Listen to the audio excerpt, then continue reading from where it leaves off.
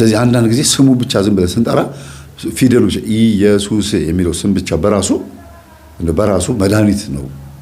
ግን የምንጠራበት አጠራሩ በራሱ ደግሞ ድህነት ላይሆን ይችላል። አጠራራችን ከኛ ውስጥ ሲወጣ የኛን ማንነት ይዞ ነው የሚወጣው።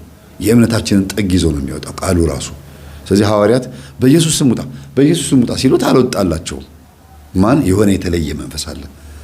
ያ ኢየሱስ ክርስቶስ የሚለውን ስም የሚዳፈር ኃይለኛ መንፈስ አለ ማለት ነው። ያ ማነው? ዛር ነው፣ አብሮ የተወለደው ነው ማለት ነው። ይገዳደራል፣ ቢሆን የሚገዳደር መንፈስ አለ ማለት ነው። በኢየሱስ ስም የሚቀልጭ ወይም በኢየሱስ ክርስቶስ ስም ተብሎ ሲባል ስሙን ለመገድ እንዲህ ልክ ፀሐይ የመታው አንድ ሰው ቻል አድርጎት እንደሚቆም አይደለም። ፀሐይ የመታችሁ ነው፣ የሆነ ኮንፈርት አልተሰማችሁም፣ ግን ችላችሁ ቆማችኋል። ልክ እንደዛ ሰይጣንም የስሙ ኃይል ያቃጥለዋል፣ ግን ቻል አድርጎ አልወጣም ይላል ማለት ነው። ከዛ ሰው አልወጣም ይላል። ይህ መንፈስ ተጨማሪ ምን ይፈልጋል? ጾም፣ ጸሎት፣ ስግደት ያስፈልጋል ማለት ነው። ሰዎች መጾም፣ መጸለይ፣ መስገድ አለባቸው ይህ መንፈስ ለማስወጣት።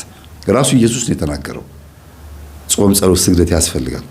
ታዲያ የስሙ ኃይል ጉልበት ሳይኖረው ቀርቶ ጾም ጉልበት ኖሮት ነው ሲባል አይደለም። ሰውየው ስሙን ሲጠራ ሰውየው አንደበት ላይ ኢየሱስ የሚለው ስም ኃይል እንዲኖረው ሰውየው መጾም መጸለይ ያለበት ነው። ወይም ተጠማቂው ወይም ተፈዋሹ ወይ ፈዋሹ ኃይል ሊኖራቸው ይገባል። ወይ ሁለቱ ወይ አንዱ። ስለዚህ አንዳንድ መናፍስቶች የኢየሱስን ስም ይገዳደራሉ። እነዚህን ነው ስሜን በከንቱ ይጠራሉ ያለው። ኢየሱስ ጌታ ሆይ ይሉኛል ነው፣ እኔ ግን አላቃችሁም እላቸዋለሁ። በስምህ አጋንንት አላወጣንምን? በስምህ ተአምራት አላደረግንምን? በስምህ ህዝቦችን አላስተማርንምን? ይሉኛል፣ እኔ ግን አላቃችሁም እላቸዋለሁ ነው የሚለው።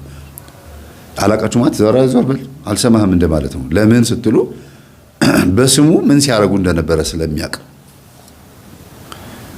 በነ ሉተርም በነ ሊዮም በነ ካልቪን በሌሎችም የኢየሱስን ስም የመንፈስ ቅዱስንም ስም የሥላሴንም አስተምሮ እንዴት ሲገረዳድፉት ሲቆራርጡት እንደነበረ ኢየሱስ ክርስቶስ ስለሚያውቅ በስሙ የሚያደርጉትን ፈውስ አይመለከትም። ኢየሱስ እዛ ውስጥ የለም ማለት ነው። ምናልባትም በኢየሱስ ስም የሚነግደው ያ ጅሬው ሌላ ሊሆን ይችላል፣ ያን ስራ የሚሰራው ማለት ነው።